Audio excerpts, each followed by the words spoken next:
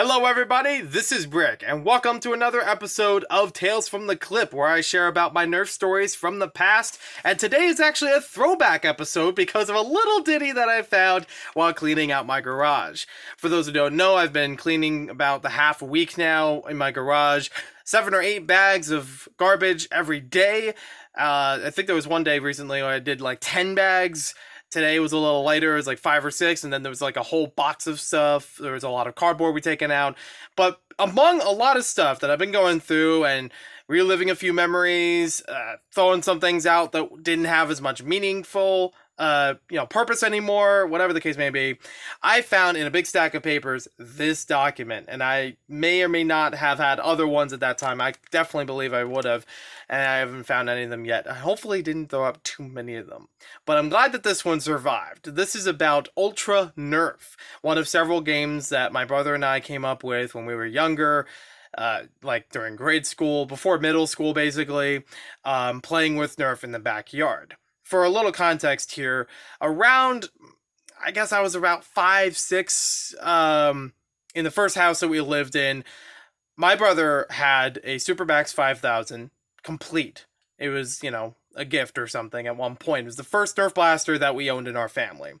And it's something that we played with quite a bit, taking turns with it, but eventually I would come to have my own blaster. I don't remember what my first one was, but we acquired some in like the I want to say before End Strike. There was a couple blasters that we had. I could probably do a whole video on that on its own, but I digress. But eventually, yeah, we'd still have blasters that we could both use and be able to play against each other in the backyard. When we moved houses, we had a much bigger yard and had a lot more space for outdoor activities.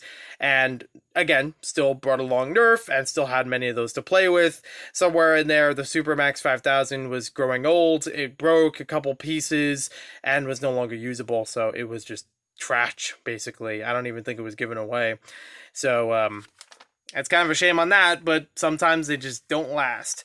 But I'm happy to find, and I will share with you in a better lighted situation, Ultra NERF. Yeah, we basically predicted NERF Ultra almost 2 decades before it happened. So it's one of many games that we came up with. We actually wrote down the rules. We went through them, kind of playtesting it in our heads. I don't think we really did that much until actually writing this down and then testing it out in the yard and seeing if it was fair or anything like that. Occasionally we'd play it with friends and cousins, any family members that we had over from time to time, but it was mostly between the two of us and sometimes my younger sister. And let's take a look at what this is all about. I'm going to read this verbatim in a better lighted situation. I just got through a lot of cleaning right now, so I got the lights off. I'm ready to go. So I'm back in the Lego room now. I got the whole rule sheet in front of me. I have not read this thing in goodness knows how long, and I brought a couple of minifigures to help demonstrate the rules. But they're not accurate representations. They're not specific stories of how things played out in the game itself. I'm literally just reading through this whole thing and trying to figure out what we came up with.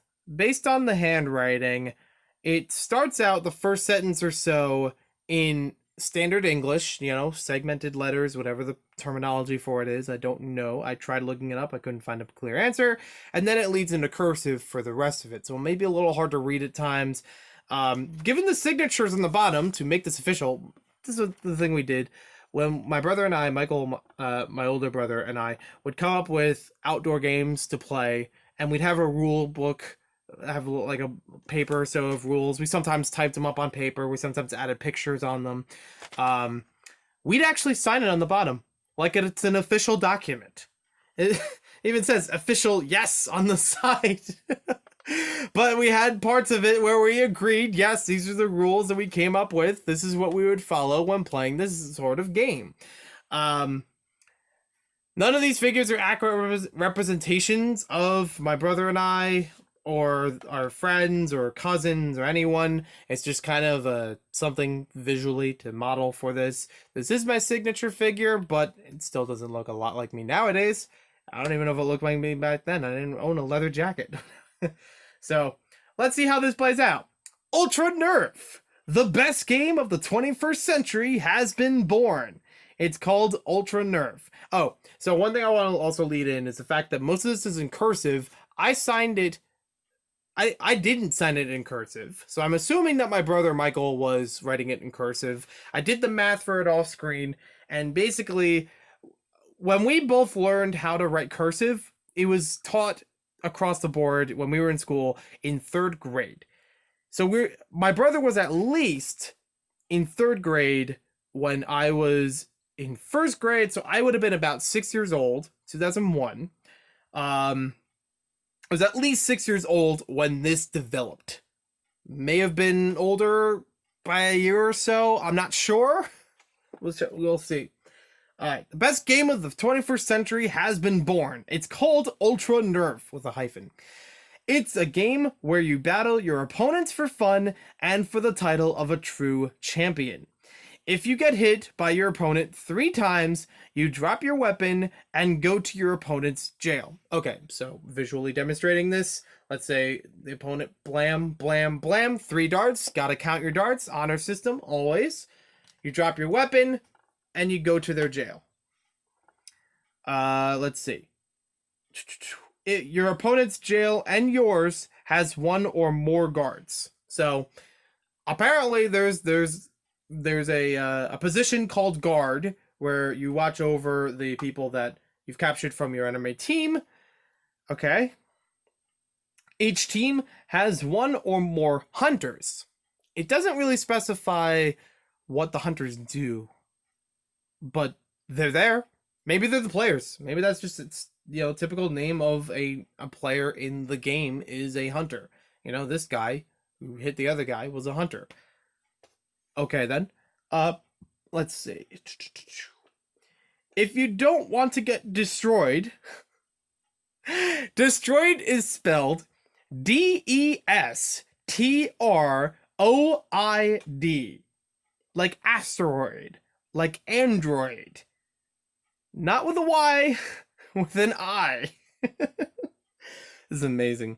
If you don't want to get destroyed, you can surrender. If you surrender, you say, I surrender, to your opponent. After saying I surrender, you drop your weapon, your opponent points their gun at your back, is able to pick up your weapon, and walks you to their prison or base. Okay, so we called them Nerf guns back then.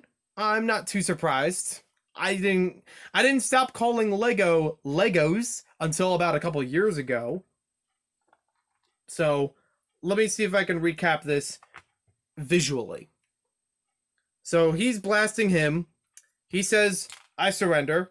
He drops his weapon. He turns him around and escorts him to the base, and the opponent can pick up his blaster.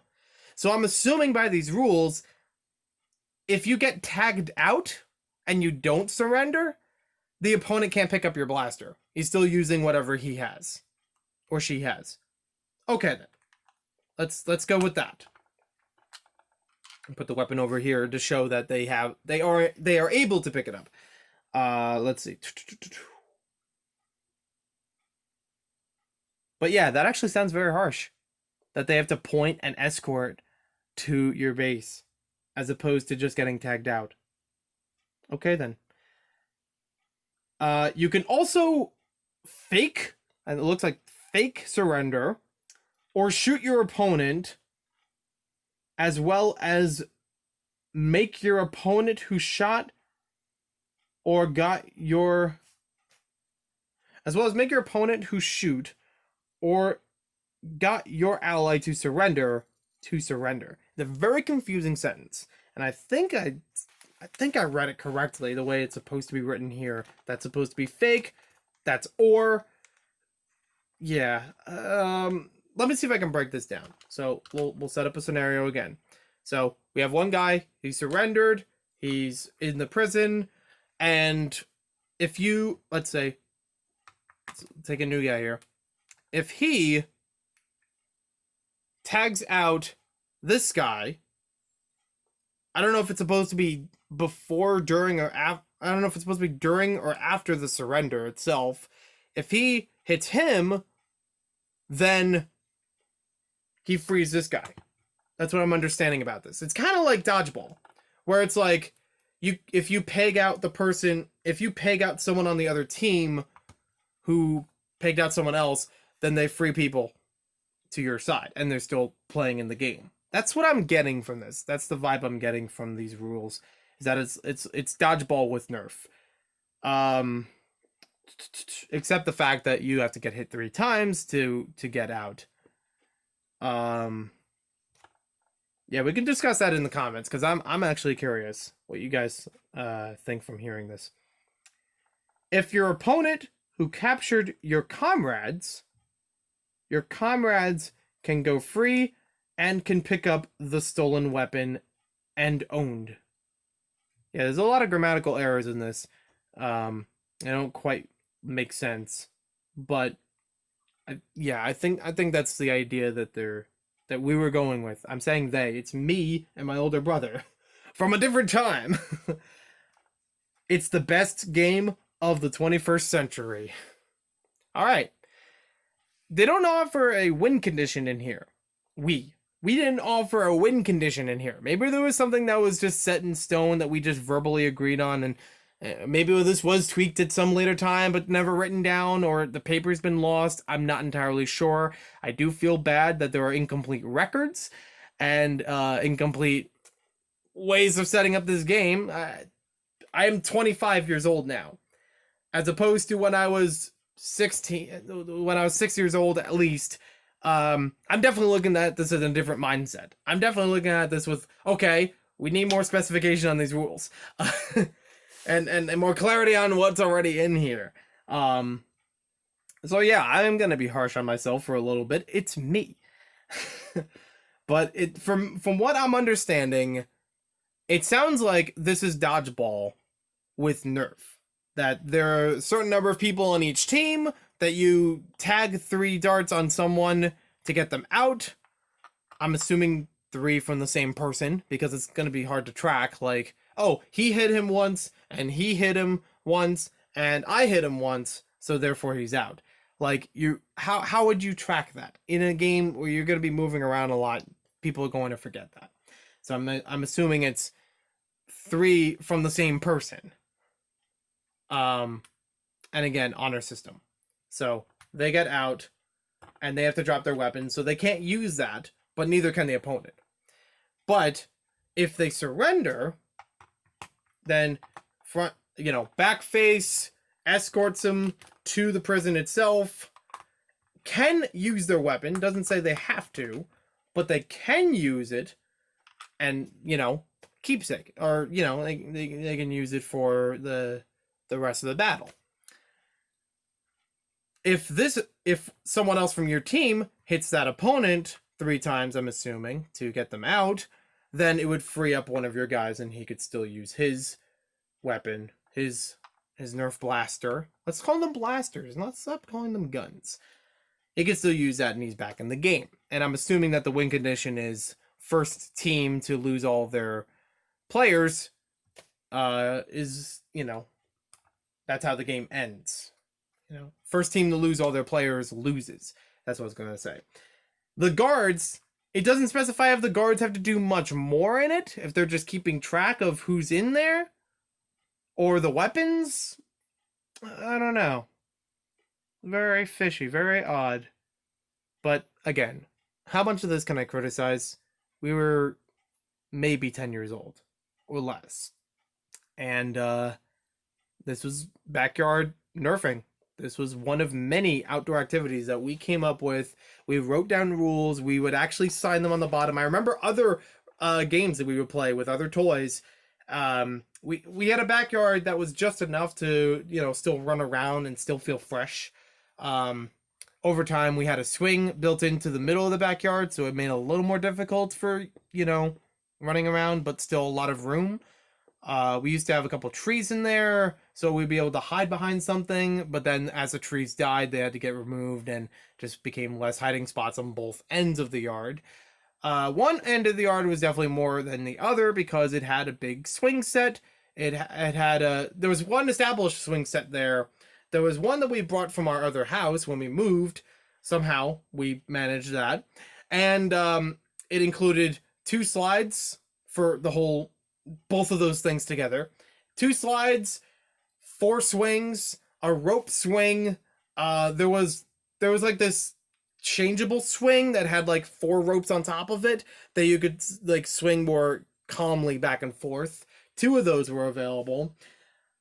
And a little tiny barn where we kept a bunch of Nerf blasters. I remember some in there. There were also baseballs. There were bouncing balls. There were playground kind of balls that we kept in there. And using all those in different ways. Super soakers, all that kind of stuff.